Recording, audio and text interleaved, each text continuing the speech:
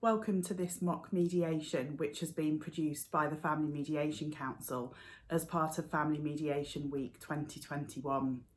We really hope that it will be a resource that can be shared widely with other professionals working with separated families, with a view to giving them a really good flavour of what actually happens in a family mediation session.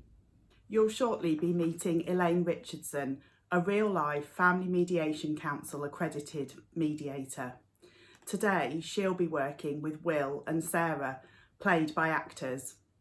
Will and Sarah have been married for 14 years and have recently separated. They have 2 children, Livy, who's 13, and Josh, who's 10. You'll learn more about the family as the mediation session progresses. What you're about to see is a snapshot, part of a mediation session which gives an idea of the kind of issues that a family mediator can help with. This isn't scripted, the whole thing is improvised, which we hope will give that real life feel. You'll notice that Sarah is not always picked up by the Zoom speaker view due to some technical issues we had whilst we were filming. This means that when Sarah's speaking, you won't always see her face on the screen. We hope this won't detract from the overall experience of joining them in the mediation room. We join Elaine, Will and Sarah after their first mediation session has started. Prior to the session, Will and Sarah both attended individual assessment meetings with Elaine. This gave Elaine the opportunity to explain all about mediation and to assess whether mediation is suitable and safe for Will and Sarah. It also enabled Will and Sarah to make an informed decision about whether they wanted to participate in mediation. They've each just signed the agreement to mediate, which sets out how they'll work together, and that's where we join them now. Now that we've got all the technical bits out of the way of our first mediation meeting together, I think it would be really helpful if I could hear your reasons for participating in mediation. Sarah, perhaps you'd like to explain. Yeah, thank you. I think we just, well, certainly I feel we just need some help with this. You know, I just don't want to get it wrong, if that makes sense. You know, I know there isn't sort of a one size fits all sort of remedy, but I just, there are certain things you just don't know. How do I talk to the children about this or that? And I just feel we need to really kind of be on the same page here and know what we're sort of talking about. And you know, I hope this will be a kinder way of doing it than going to court. Just the idea of going to court sounds scary anyway. So yeah, I just hope this will be a sort of a nicer way of doing it, I suppose, and just sort of try and do without all the rows that we've been having, especially with all the Emma stuff coming up. And yeah, and I think it's cheaper as well, isn't it? I'd heard. So, and you know, we've got to think about that as well. Thanks, Sarah. Will, how about you? Well, yeah, I mean, I agree with Sarah. We've the key thing is we've got to move forward right now, because you know whether it's about what I've done or Sarah, what's happened from your side as well. We've gone through talking about that, and it's when we talk about the arguments, that's something that's got to change, and really that's what it's about for the last 6 months. So from my side, I just want to move forward now. I think we're both in the place where we need to. Obviously, we're not experts on this. We haven't gone through this before. And for a number of reasons, the children, absolutely, they come first, but also from a sort of financial point of view, we've just got to, put a plan in place. So now's the time to do it. Great, that's really helpful to me, and it sounds as though you've both been in a really difficult place, particularly for the last few months. And to try to get some early resolution of that, I think, is really important for you and for your children. And it's clear that you both love them very much and just want to do the best for them. Which certainly, mediation is a future focused process. It's about self-determination, and it is much kinder, more cost effective and quicker than going to court. So I Yeah. applaud you for deciding to take this route. Well, I don't think either of us could stand any more rowing, you know. I've had it up to here with rowing about stuff that Will's done and you know, this woman Emma, and I just think, yeah, as you say, Will, we've got to put all of those sort of arguments and who did what and how this all kicked off. Yeah, we've just got to stop arguing about that. Getting us anywhere, Sarah. So. Yeah. Okay. So, talking about the children and thinking about the rest of our agenda for our meeting today, I think that the things that are most important and your priorities for this 1 hour meeting are in respect of the children. So particularly, I think you've both mentioned to me in your individual meetings that you would like to discuss how to tell the children, when to tell the children, what to tell the children about your separation, and also the arrangements for the children, given the difficulties at the moment with lockdown, and also the fact that Will has left the family home. And so you need to make some arrangements. And I'm not welcome, particularly in the family home at the moment either. So, no. Which adds another complication.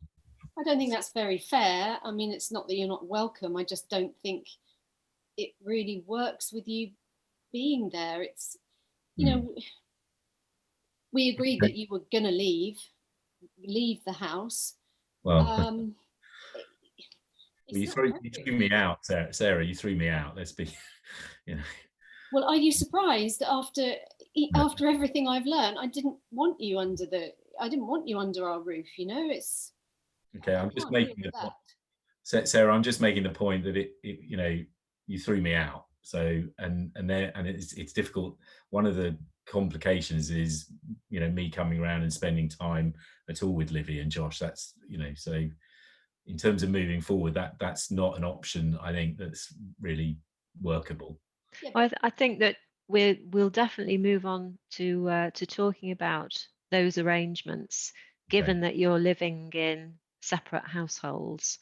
And of course, if we prioritize what's going to happen in the next 4 weeks before we have our second mediation meeting, I think that would be really helpful. Before we move on to that, I think I would like to know a little bit more about Livy and Josh. And I wondered, Will, if you could, first of all, just give me a description of the children and tell me about their characters. Yeah. Well, Livy and Josh, they're very different. You know, I've always regarded, you know, Livy as very outgoing. I mean, she loves her sport, swimming, and, you know, dancing, and obviously, you know, part of that frustration, she's not being able to do that.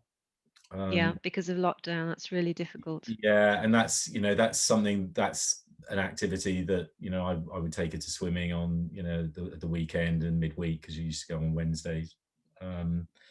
And what I would want to say about Livy is that she's a smart cookie, and she knows something's up. You know, as you've got the information from her, she's 13. So she doesn't know everything, and she doesn't know anything for certain. But, you know, in the last couple of months, I've seen a change, and that's one of the sort of urgencies that Sarah and I have discussed in the past. I would say that we've got to move forward now. So I've noticed her become a lot more clingy. So when I've come round, she won't let me out of her sight, and she's in the past been more confident than that. And in my experience, children are very intuitive. And if, as you describe, you know, Livy, and I can see you nodding, Sarah, that Livy is a bright cookie and you've noticed a change in her behaviour, I just wonder whether she's already picked up on the difficulties between you and her change in behaviour as a response to that. Yeah, I would say so. Yeah. Okay, so that's Livy. Yeah. So tell me a little bit about Josh and his character and how he's reacted to your difficulties. Well, Josh is very much a boy. You know, he's very much into his football, Yeah. and that's something that's a passion. Dare I say, he's probably sort of caught off me, and I'm probably even, I dare I say, polluted him a bit, because he's a Spurs fan like I am, and again during lockdown, this has been very different. And we play locally. I'm a coach at the academy at Stevenage, so that's very much part of his life that he'll be missing. I've, he's slightly different. I would say slightly less outgoing than Libby. So his circle of friends, is more particular. It takes him longer, but I would say arguably he forms, deeper friendships. And I know he suffered from not being able to see a particular friend, Jack, during lockdown, and that's affected him. Look, I'd be interested in what Sarah thinks, but from my point of view, I think Josh is missing the activity and the life more during lockdown, and the things that he would do to me. Whereas I think, it's slightly, as I said, it's slightly different with Livy, but I don't want to waffle on that.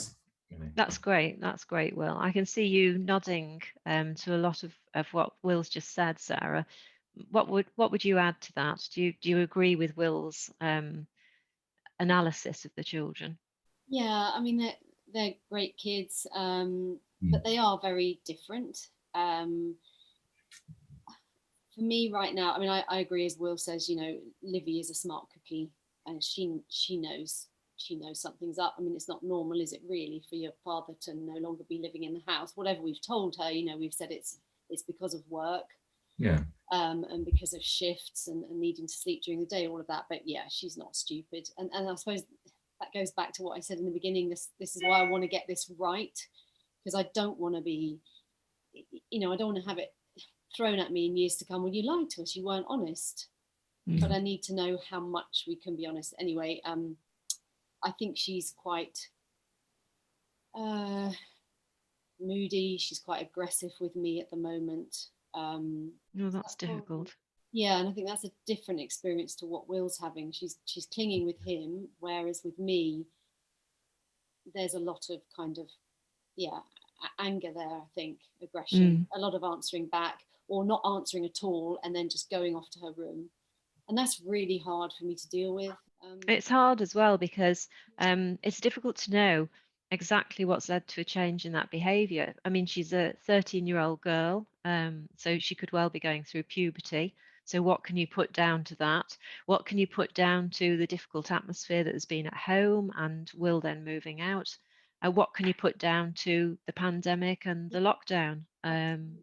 All of these things must be playing terribly on her mind, I would have thought. Yeah, I think it adds to that whole frustration, doesn't it? You can't do what you want to do. Home life isn't normal.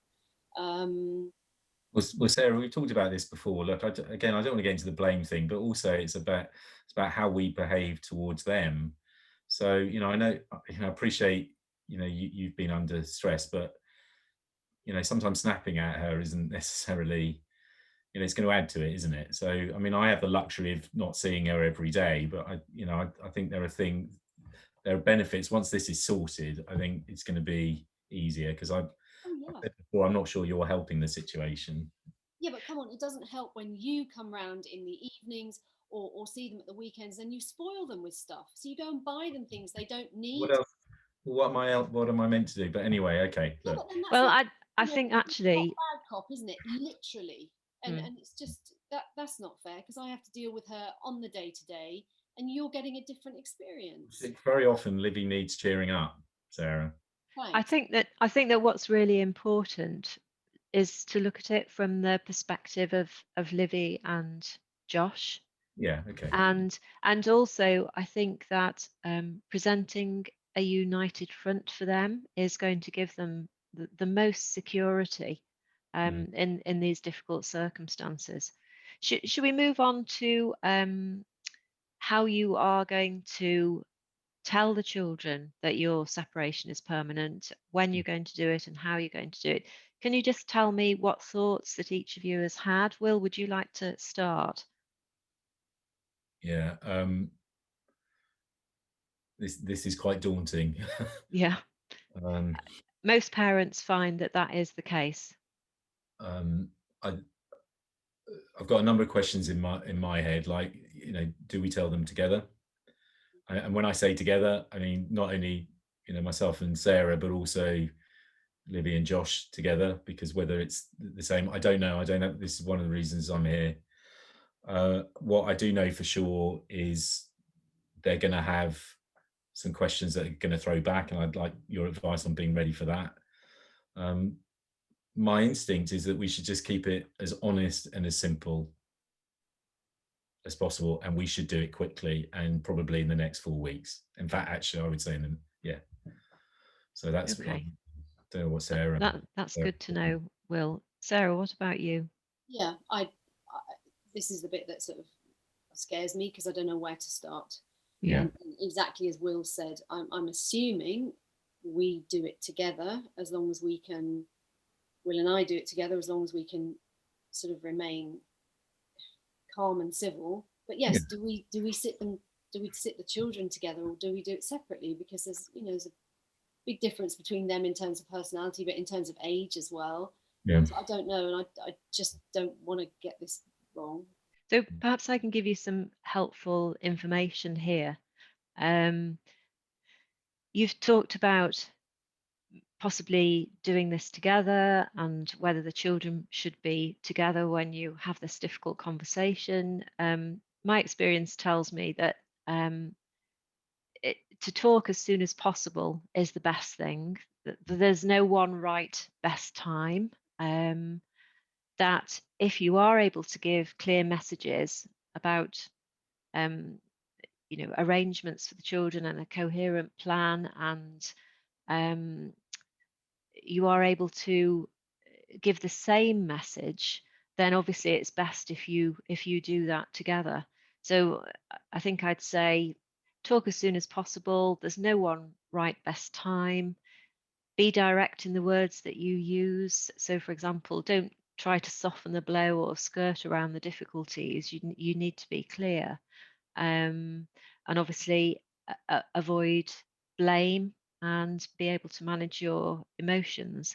The reason that you need to do it, I think, is that it helps children understand that it's not their fault, and that just because you've fallen out of love with the other parent doesn't mean that you are going to fall out of love with them. Which is why you can't say too often that you love them and that it's not their fault. But also, having this difficult conversation minimizes the possibility of children feeling that they can change what happened. That the children can't fix it, and you need to let them know that, so that they don't sort of start imagining that there are various things that they could do to make it better. It's something you said there that just really worries me. I just want to bring up it's when you said it's the reason why this is happening. So, saying, mummy and daddy don't love each other anymore. I know exactly what Livy's going to say. She's going to go, well, why? What's happened? Yeah, of course.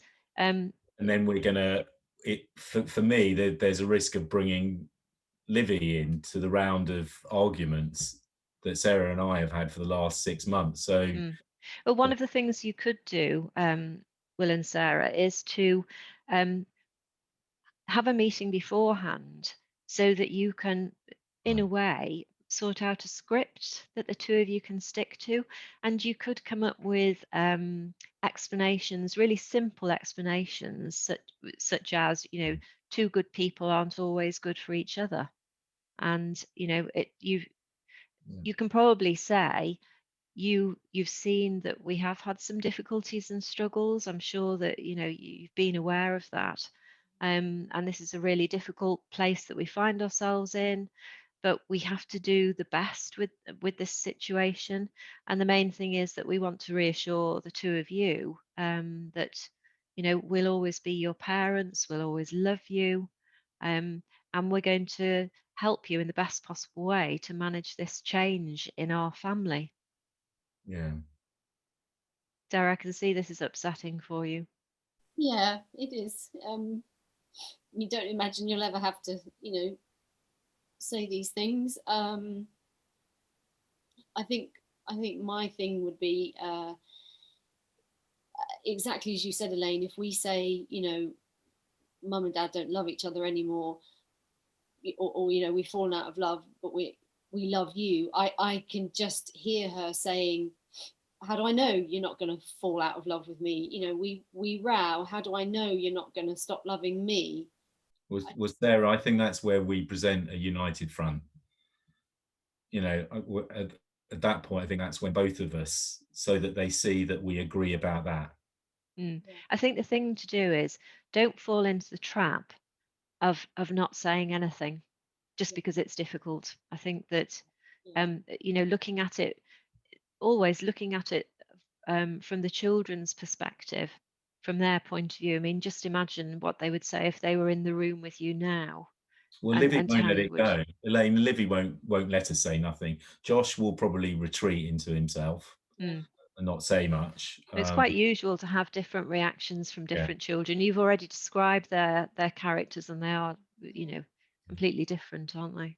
That's why I wondered, Elaine, do we sit them together, or do we do it separately to each one of them? I think sitting together, if you can, all four of you, means that you are giving clear, direct messages, and you're giving the same messages to the children. And it may be that they come back afterwards. I mean, it's just an initial conversation, isn't it? I think sometimes you can become very wound up about having this difficult conversation, but actually it's just the start of a number of conversations, and the message that you want to give to both children at the same time is that you love them very much, that it's not their fault, that that you're just telling them initially, but that you would welcome them coming back to you and asking questions in the future when they've had time to process it. So I think that perhaps you can overthink this and turn it into something very, very complicated and a very long conversation. I think keeping it short, sticking to messages that you've both agreed in advance, and, you know. Is it all right to say we don't know at the moment? Yes, absolutely, because that's quite normal and human, and definitely. I think though that you need to possibly be able to come back to them with a structure of what's going to happen in, say, the next 4 weeks, just to give them some security, and we're going to go on and talk about that. But in terms of this difficult conversation, I think keeping it short, to the point, not avoiding being really clear on those difficult messages. And I'm just wondering if, you know, we could plan now for the two of you to have a conversation about this script in advance. I think that when you decide to do that, and possibly doing it as soon as possible, is going to be beneficial for all of you. And then telling the children very quickly after that. So is there a time that the two of you can sit down together and discuss this? Well, we can do it over this. I'm at the moment, my rota is I'm not on duty over the weekend. So if you're around, Sarah, we could do it Saturday morning. We could have one of these. Yeah, okay. So a Zoom call on Saturday morning with a view to telling the children the same day, maybe later on. Yeah, because I'm due round that afternoon, so that's what I was thinking. Okay. Well, that would be good. Yeah. And bear in mind that, you know, this is not about trying to achieve perfection, because there's no such thing as a right or wrong conversation here. I think the most important thing is that you follow some guidelines, stick to a script, and that you support each other actually in your explanations without blame, if at all possible. Some of the resources that I sent to you before the meeting, I think would be very helpful in this. There's quite a wealth of literature out there, and different organisations who offer help and support. It might be worth reading perhaps a few chapters from some of those books. Also, I think that there's a particularly good little leaflet that I sent to you. I'm just going to find it now, because I did send it to you as part of my Was that one of the resource list. Yeah, it was a little leaflet called What Most Children Say. Oh, And it's described as a pocket guide for parents who live apart. And I think the messages in that are just absolutely brilliant, because it just, in a few small messages, just encompasses everything, which is try not to argue in front of us, tell us what's happening and why, but in language that the children can understand. We don't want to hear any personal details or be involved in whose fault you think it is. We're mostly sad or angry that you can't live together anymore, but we can cope and get on with our lives so long as you do too. And again, this is about hopefully being able to manage your emotions during this meeting. I think if you continue to think about it from the perspective of the children, that will be really helpful. And we need to be close to both of you. yeah,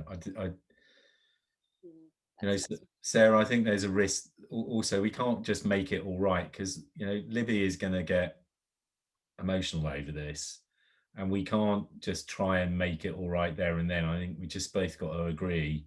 We can talk about this on Saturday, but just got to agree. We've got to leave a room to get angry.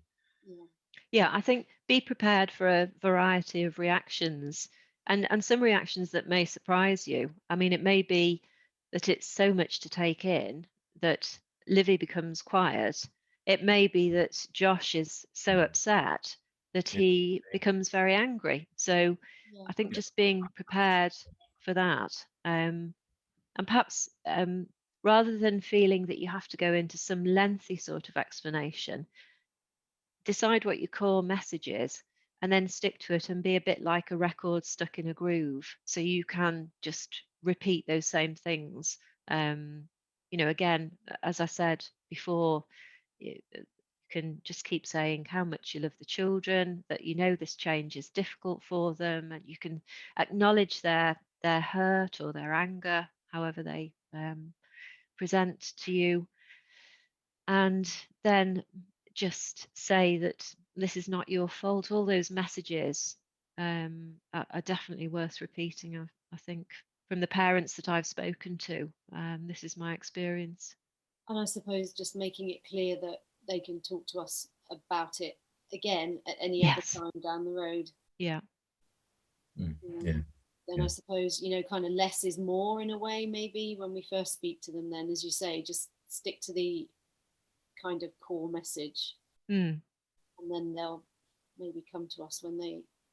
I think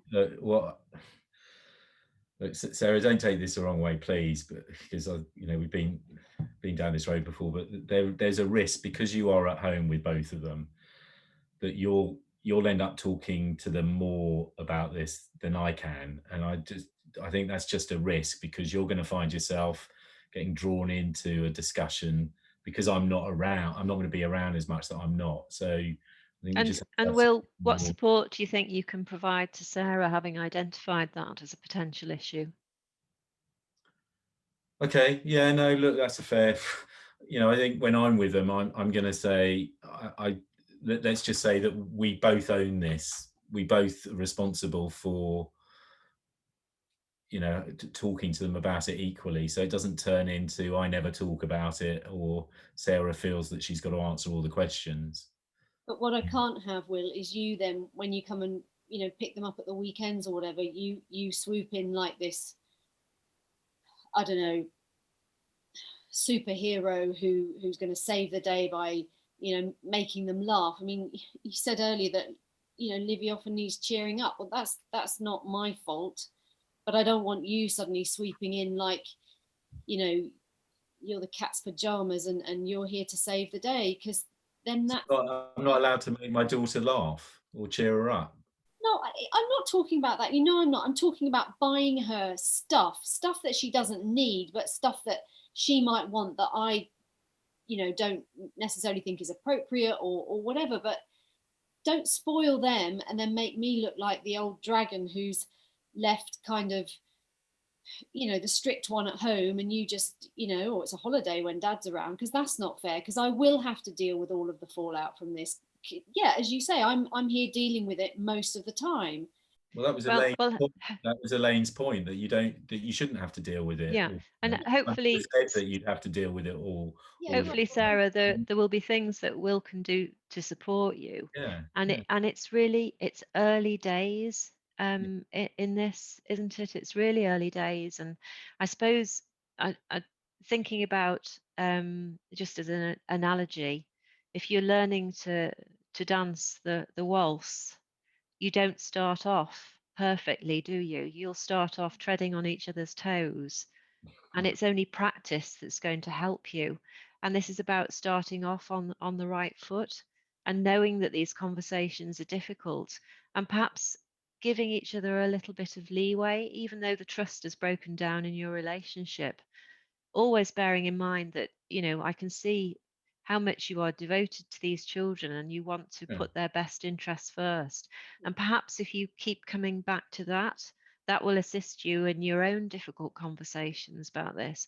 I mean, long term, you're both going to be involved. The children are going to have two homes, one home with each of you, and you're each going to be involved in those usual, boring, sometimes tedious run of the mill things like washing school uniforms and making sure that homework is done.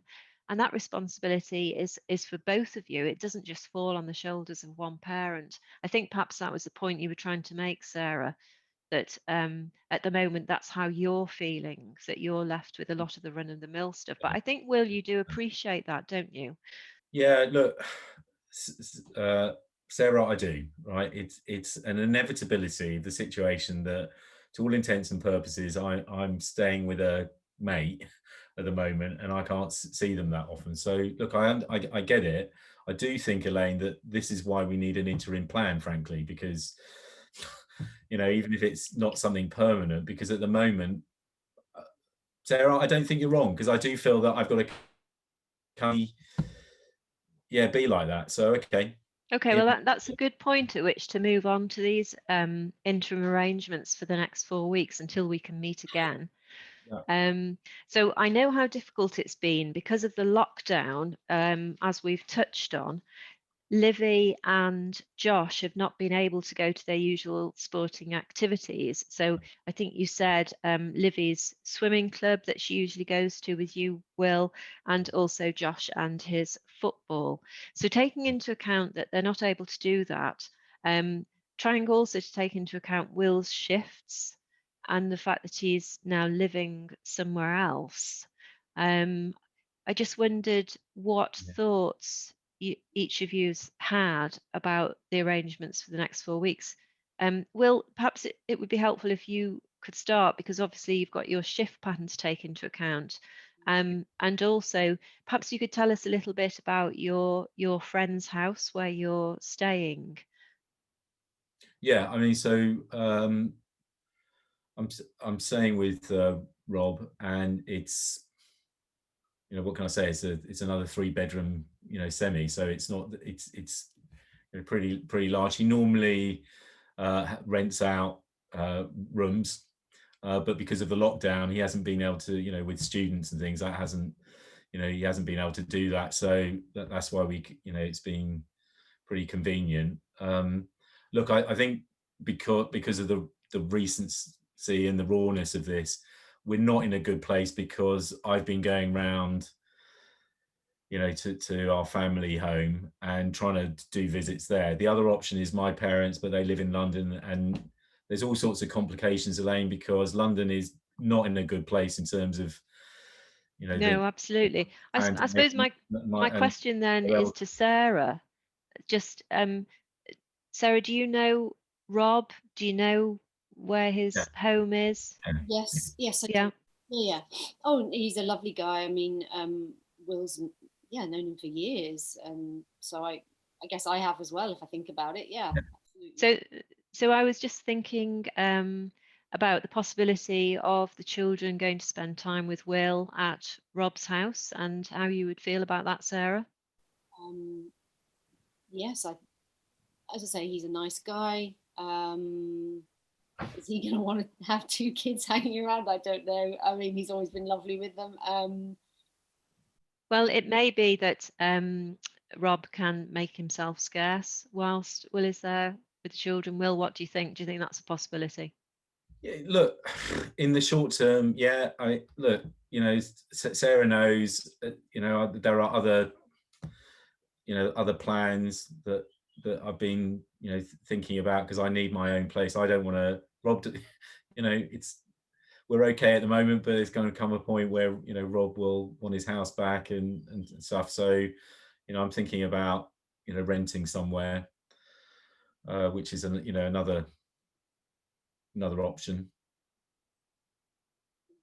Yeah. Sarah, have you got any questions about that? It's going to be difficult, isn't it, financially? And I realise that, in terms of renting another place, while still keeping this one on. We are, of course, going to talk about the finances. I just think today that we're probably not going to have enough time to do that. So that will move on to our agenda for the next meeting. Yeah. But we can deal with that at the next meeting. We can deal with how you disclose your financial circumstances to each other and how we move forward with that. But in the meantime, I think the most important thing for this meeting is the arrangements for the children in the next 4 weeks. And I think the proposal then from you, Will, is that the children spend time with you at Rob's house. And Sarah, you don't have any objection to that? No, I mean, I've seen the place. I think, it's clean, it's tidy, all of that that you think of for, in terms of, children's safety.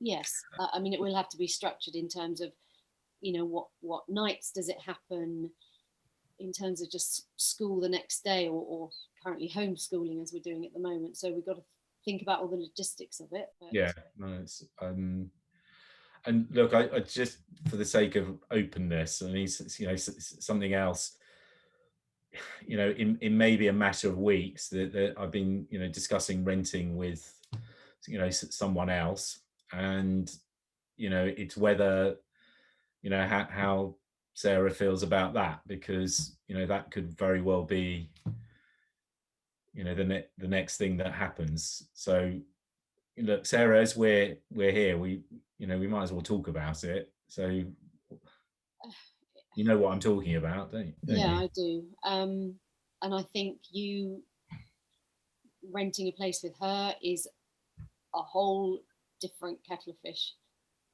Maybe that's unreasonable of me, but I don't think it is, actually.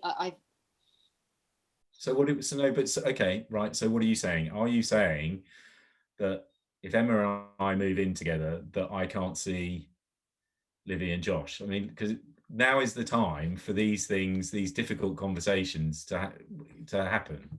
Of course, I'm not saying you can't see them. They're your children. Right. I wouldn't do that to you. I wouldn't do that to them. But what I'm saying is, it's one thing they visit you at Rob's place, and I know Rob's place. I know Rob. I know him pretty well, I think. But it's a different thing, them going to stay with you and the woman who you had an affair with. I think that is totally different. I think one of the things that would be helpful here is to go back to thinking about it through the eyes of Livy and Josh. And I wonder, that they're going to have to cope with some pretty difficult news when you break the news about your divorce to them this weekend. And I wonder how they're going to be able to manage with any more potentially stressful situations in quick succession. Okay. And look, I'm just trying to be transparent here, because in the short term, Rob, I've already spoken to him about it.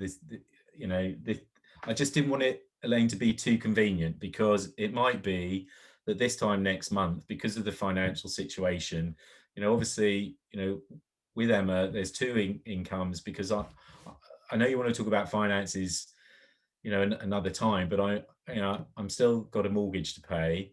I've got to, rent, somewhere large enough for it to be practical for Livy and Josh to visit Sarah. And, it's not Emma's flat.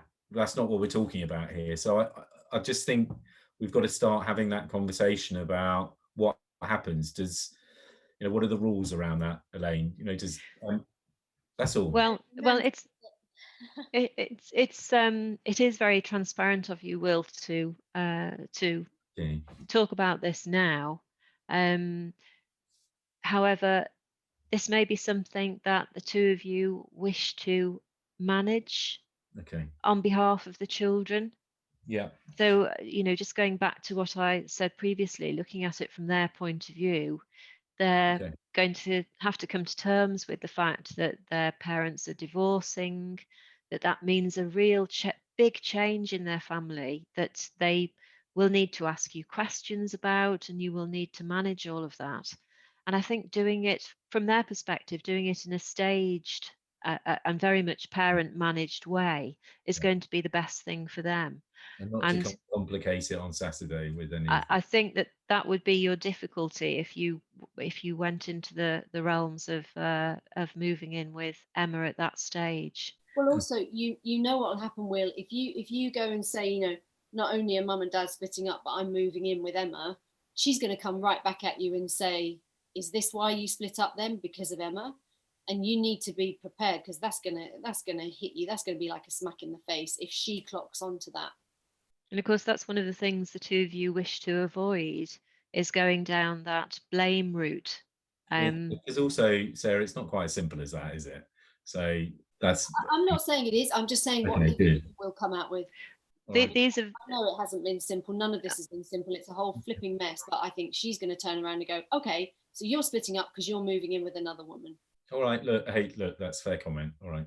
So I think that this is about, again, just going back to managing that conversation and being able to come up with phrases that you can both use to say that basically these are adult conversations and adult decisions, and you will give information to the children in an age appropriate way, but not involve them in the adult discussions and adult decisions. And very much, I think, when the two of you are sitting down, is to discuss which areas you particularly want to avoid because they are adult areas. I'd be very clear about that, and support the other parent in their explanation on what they're saying to the children. And the same over the next, certainly the next few weeks, where I think this will all be very raw for the children. Yeah, well, and us. Yes, absolutely. Yes, I can see how difficult it is for you. Maybe sort of step at a time. One step at a time. They've got to get over that we're not going to be together. A bit further down the line, they see the place that you've moved into. Then maybe a bit further on, that there is someone else there. Yeah, that sounds like a good staged approach, Sarah, and taking it at the pace of the children and being led by them, because of course you don't know what their reactions are going to be yet. So this is very much a play it by ear and be responsive to how they're feeling.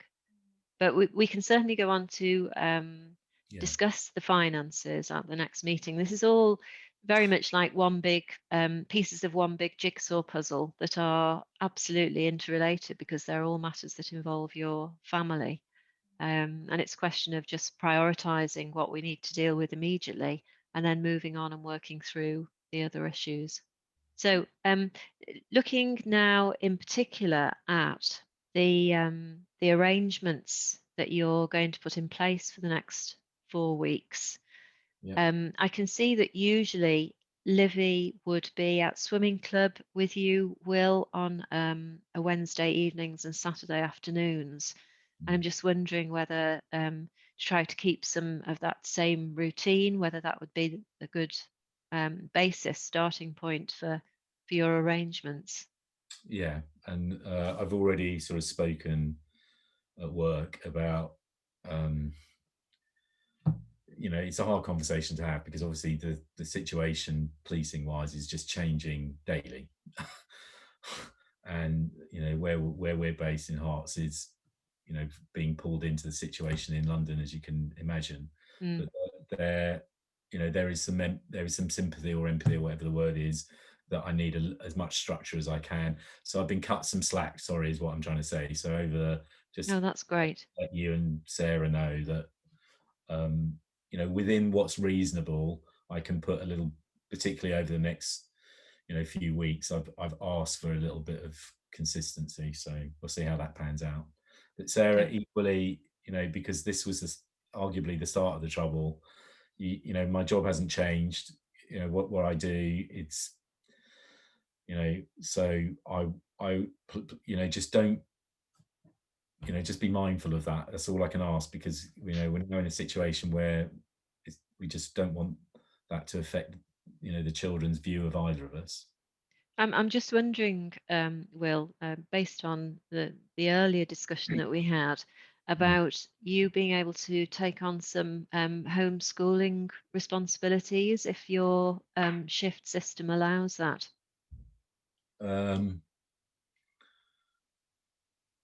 Yeah, I mean, it fills me with a little bit of dread, and I know, you know, I know what Sarah would say. You know, that's probably something I should have taken more responsibility for a while ago. Okay, I can see the. Well, Sarah, are you finding the homeschooling easy? No, to be honest, No. is pretty self-sufficient now, and I think each day we're getting more into a rhythm of how it works. The pain for anyone is if the tech goes down, you know, and there's nothing I or Will could do about that. If you know, if stuff's going to happen somewhere up there, then it'll happen to either of us. But no, I mean, Josh likes more support. He does. And I mean, that's why I've reduced my hours so that I can be there. Yeah. Sort of at most of the crucial times. And I'm just wondering how you can share information with each other, certainly over the next few weeks, about what you are actually doing with the children, where the children are up to with their homeschooling, and what essentials have to be done. Perhaps when the children are moving from one parent to another, is there a way? Do you think what way would you communicate with each other about those things? I mean, I suppose it would help, Will, if I could have, you know, a copy of your rota. That sounds like a good idea. And see how it slots in. I mean, with the school, they generally put the following day's tasks up on the website the night before. But really, a lot of her stuff is what do you say? It's online, you know, actual live. That's what I mean, live classes. So that keeps her engaged most of the time. I'm just wondering, have you told the school that you're separating?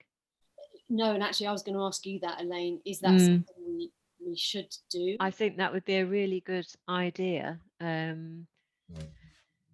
Not least because the school needs to know that you're in separate locations now, separate houses, and that any information they supply, they need to supply to each of you, rather than just supplying it to one household. But also, it will enable the teachers to keep an eye out for Josh and for Livy over the next few weeks, in particular, when they might be very distressed, you know, or their concentration might be poor. And I think the teachers really need to know about that. So what way do you think is best to tell the school? Well, look, one of the things that Elaine, I was mindful of, that Sarah, I do take what you've been saying to a certain extent. I need to step up a bit. So what I will say is that if you can keep me up to date with where they are, what their assignments are, particularly if I'm seeing them at the weekends, they will have homework, and there's a risk that I, you know, want to just have fun with them. So I'll put some effort into that, making sure that you know, that they keep up to that. And I think we ought to just make sure that's something that we communicate over. Thanks. Elaine, that's something I could probably do better. Okay, that's great. Thanks for that, Will. And you know, they get interested about talking about what they're doing, you know.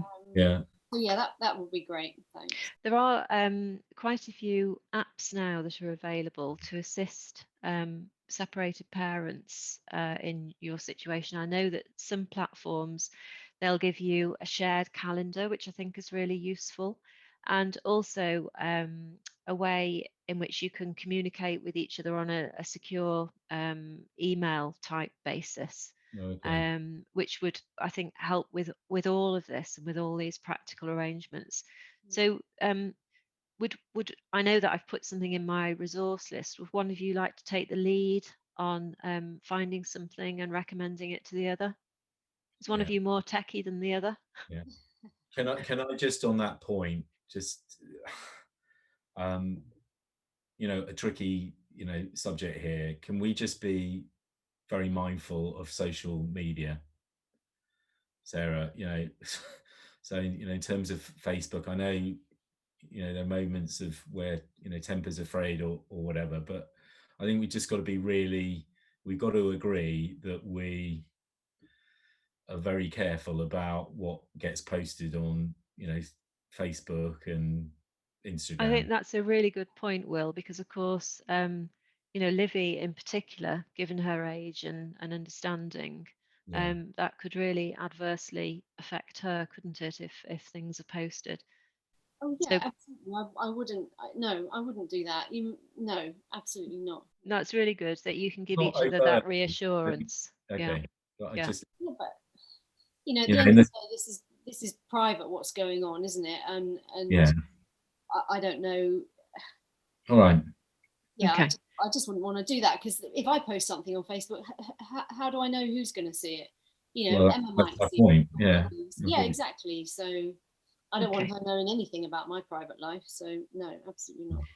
So before we conclude, because I can see that we're coming to the end of our time together in our meeting today, in terms of the proposals, I think the proposal, Will, is that you spend time with the children as you have done previously in relation to their sporting activities as a basis for moving forward over the next 4 weeks. And any additional time that either of you proposes in particular? Well, if I send my rota to Sarah, because I think there's two things here. Sarah, if I see more of them, then there's going to be less of this issue about me being whatever however you described it, and I can arguably be a better support. Okay, so do you think you're able to do that without us actually going through the calendar at this point? Yeah, no, I'll send it to Sarah. Great, okay. And will you also do some investigation on these parenting apart, these separated parents apps, perhaps to put that in place as well? Yeah. Okay. So I'm going to do an interim summary of our discussions today, which is obviously not going to be of a verbatim account, but I'm just going to summarize what it is that you propose to each other, and just to confirm again our meeting in 4 weeks' time. So the agenda for that meeting, you can send me agenda items at any point, but I propose that we have a look at what's happened in this next 4 weeks, see what's worked, maybe what hasn't worked, have a brief discussion about how it went when you told the children about your divorce. We can also talk a bit about the divorce process itself at our next meeting, and start some initial discussions about the finances. Is that okay with everybody? Yeah. Thank you so much for coming today. It's very brave of you. I appreciate your honesty. I know that this has been difficult for everybody, but you're doing very well. I know it's difficult for you to compare, but you're doing very well. Firstly, because you are speaking to each other, and you are managing to take responsibility and control of the situation for the benefit of the children. Thank you very much. Thank you, Elaine. Thanks. Okay. See you next time. Okay. Bye. Bye, Will. Bye. Bye, Sarah. And that's where we leave Elaine, Will and Sarah today. They'll be meeting together again in around 4 weeks' time. That'll give them the opportunity to continue the discussions. There's still a lot for them to think about. And it may well be at some point in the future that Elaine meets with Livy and with Josh to give them a voice in the mediation process. One of the advantages of mediation is that participants have the opportunity to discuss issues in a way that best suits them.